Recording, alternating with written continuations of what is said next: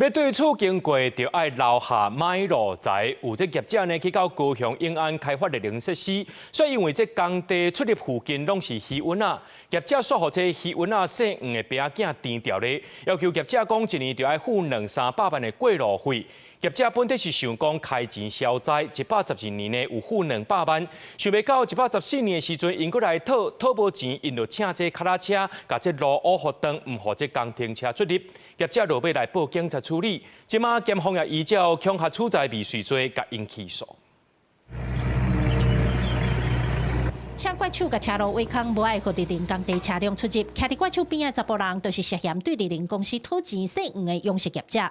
立林公司講，因佇111年申請許可，來高雄永安遮去設來養殖的立林設施。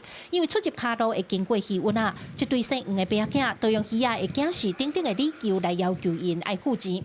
頭期先想講細黃的阿伯已經80外歲，所以112年就提200萬補貼伊。想袂到買手食好在滋味，114年過來討，買手討無。都想辦法不愛回應時間。他說什麼他的魚都死掉啦，什麼有的沒的，然後我們猜他損失多少，然後因為我們也去開了說明會，那他在說明會現場，他也在那邊，就是有一點帶頭說啊，我們這樣做不行啊。這魚啊，計單互你估計，啊，你估計你就估計80萬條，我嘛無含你頭價還價，我嘛無啊，對不對？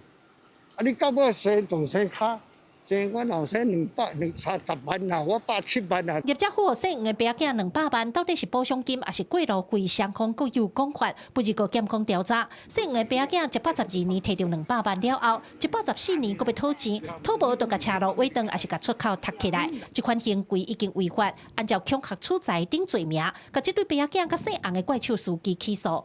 被告涉犯詐欺取財、恐嚇取財未遂及強制罪等罪嫌，依法提起公訴。立林公司業者表示，因照規定申請許可去設施，無想到會遇到這款詐路討錢的代誌。買手嘛是報警了後才知影，原來路地是國有財產署的，阿伯只是租地飼魚仔，因根本無需要付這條錢。